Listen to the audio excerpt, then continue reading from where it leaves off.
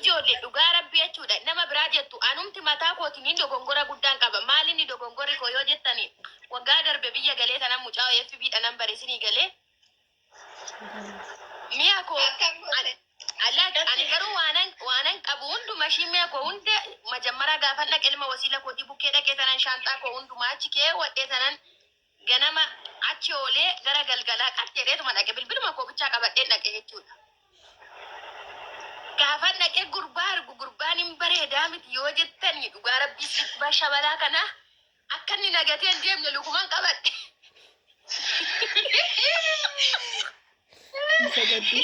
Itti sagaddamu maali luka qabadhe? Dhugaa sirriitti ba'a. Osoo garaadha kootii gara abbaa kootiin dhaqiin gurbaa faana guyyaa 4-5 mana algaa keessa ture ergan isa quuffadhe gara maatii deeme. Ergan quuffadhe beelofteetti jechuudha argitani? Nama beelee quuffe. Jechuun yaa dhugaa dubbatanii du'uu wayya.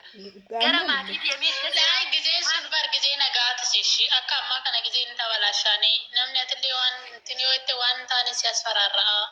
Nam tokko bar nama nagaati. Nama hundaamti baala geeffatu. Dhugaa rabbii sanarraan kana feeyyuu saba barumsa akka ta'uuf namoota jala kan saba keenyaa miti sanarraan kana fee garuu ani umaas nan nyaanne umaas narraan fudhanne birrii tokkoyyuu nan kaffalchiisne mana nyaatatti mana algatti kan nyaataa kan dhugaatii ofii isaatii kan falee birrii mormaa kana Kiristoos nan mar'aa ofirraan baas 2,400 naa bitee bakka fataana godhee guddaa fudhatitti na gangalchaa oolee. Sirbichi kamidhaan hirriba keessa nagangalchaa kan jedhu tokko sirba eenyu turedha. Yeroo tokko illee ijoolleen kan gangalachaa turan jechuudha. Hirriba keessa dhala isheenis akkasitti guyyaa 4 nagangalchaa ture. Quuffadheetti mucaan kun beelofteetti. Nama arguuftu dhabame malee baay'ee beeloftee turte. Garuu utoo namni isheen gargaarin gargaarsa uummataa malee quuftee jechuudha. Kun waan xuru na deeggaraan jenne beela'eera nuun hin jenne ofiidhuma isheetiin hixiratii gootee quuftee jechuudha. Achi yoo dhumni isaa akka mime hirriba keessa nagangalchaa gosti. Irsa kee gara fuulan duraati murtee nagangalchaa. Kurban tokko waliin teessa. Yaa amma walumaan jira waggaa shamaa waggaa arfaffaa keenyaaf. Qaanyidha akka tolo Oromoo tokkotti qaanyidha nama beene hojii nama furteessee tokko yeroo maal irsa kee kara fuulduraati moo inni maal Irsuma koo gayaa nama biraan qabu ammas taanan nama biraan qabu suma faanan jira garuu jechinan sin jechi barbaadee fi qarshii jedhee sin gaafatiin boruufis si ta'a qarshii sin gaafanne taanan kun boruufillee si ta'a. birris nagaa amma ammaatti kun birris nagaa fayyadee nama naasofnaa galgala naasofnaa amma walumaan jirra garuu maal jechuu barbaade tan ani garuu mi'a koo geesseennan iboleettis dhaabbatee nan enneen. Hawaasaa jiraata sanaayyuu ko saba keenyaa miti dhugaa rabbii dabuu bidha mucaan hundi hattuu miti. Wanti tokko miti rabbi namni tuttuyyuu tokko miti barishee silazaa namni nagaati jira nama feeyyoo haa ta'u waan nama ta'uu isaati. Dhugaa rabbii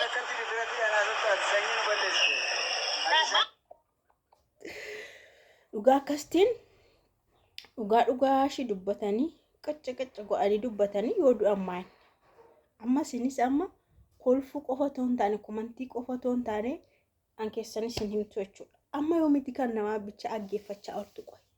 Amma yoomiti mudannoo nama aggeeffatanii zim jettu cubbuun ta'u dhugaa baasa mucattiin kun dhugaa dubbadheen du'aa jette. Dhuguma dubbadheen du'aa jette. Dhugaan immoo naman ajjeesu sijjamma dhugaan naman ajjeesu. Dhugaan maqaan isaa Fayyisaa waan ta'eef dhugaan nama hin ajjeesu. Anyways dubbii altii alti jedhanii mucattiin kun isheedhaan gaddaa hiriyaa kiyya jettee intaloo eerpoortitti buutee guyyaa lama wajjin bule jettee isa booda rifeensa sirreeffadhee yeroon dhufa jedhu gurbaan meeshaa kiyya fudhatee xaragameera mana keessa hin jiru jettee ishee kanaan maal naan jettare maal na gorsita amma jettee voice ergiteefidha mucattiin kun jechuudha. Kanaafuu isheenis amma maal jettee kan namaa qofa maan odeessaa anayyuu mudannoo akkanaa niin qabaa waan keessa darbe niin qabaa jettee jechuudha. Kanaafuu isinis gadi baasa sobuun hin danda'amu gadi baasan sinin jedha. Kan nama dhaggeeffatanii zimin jedhina. Dhugaa shi dubbatanii yoo du'an maan dhugaan naman ajjeesu. Dhugaani naman ajjeesu.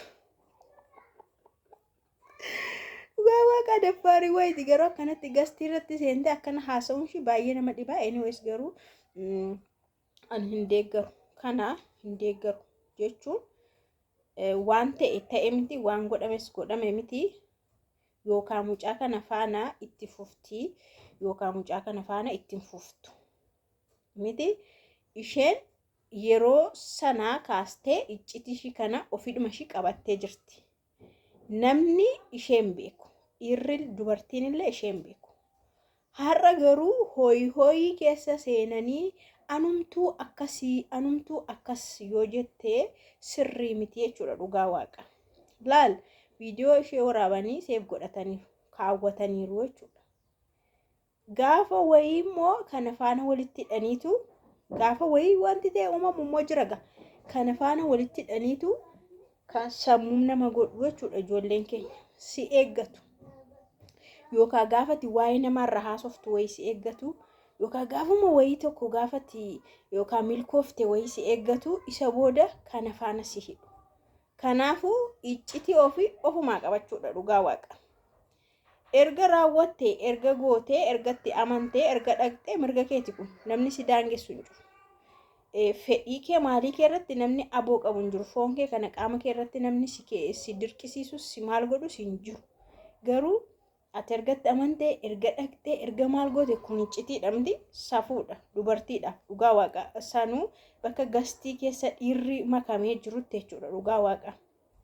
Gastii keessatti bakka dhiirri makamee jirutti akkanatti haasa'u jechuun ani hin deeggaru jechuun dura yaa'u isaanis waan kolfanii fi faana kolfaa ture dhugaa waaqa.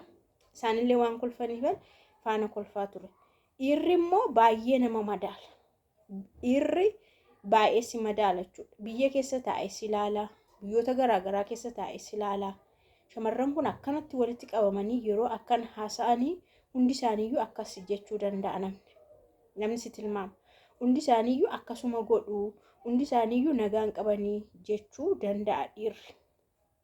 Kanaaf amma ani mucattiidhaan maa dubbatteen jedhe malee isa gootee mirga ishiiti. Habiibti namni waan barbaade godhu miti of ajjeesuyyuu mirga ofirratti qaba. Kun hillima gochaara namni ofiyyuu ajjeesaara. Waan fedhe immoo abbaa fedhe faana olis ba'ee gadis ba'u mirga guutummaa guututti qaba. Garuu tokko wanti nama dabbaru kan sheemii wayii nama qabsiisu immoo akkanatti shamarran walitti qabamanii akka waan gaarii ta'etti, akka waan barsiisa wayiitti, akka waan muuxannoo wayiitti jechuudha. Akka noormaalitti fudhatanii sanuu noormaal jedhanii bor abbaa manaa kooti jedhanii isa borii waaqa beeka. Har'a buluuyyuu waaqa beekamti jedhanii wal jajjabeessaa kolfaa yeroo haasa'anii sirrii miti. Amma isheen tokko keessaa lolteetti. Kun akka Oromootti safuudha. Abbaa manaa kee yoo miti akkamitti jettee kee lolaa turte garuu gara fuulduraatti ammayyuu nafaan haasaa isa malee hin qabu jettee deebisitiif jechuudha.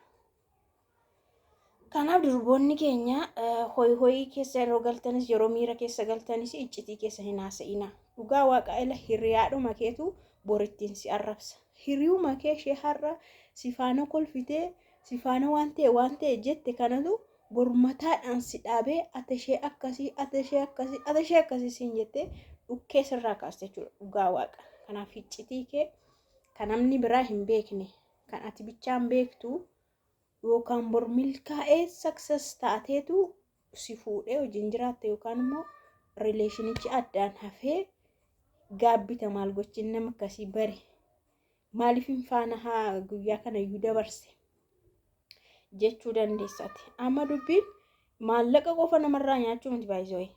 Maallaqa xiqqoo hojjettee argachuu dandeessa. Maallaqa qabeenya hojjettee garuu mooraalii kee tokko yoo kufee mooraaliin sun hin deebi'u. Haamileen sun hin deebi'u.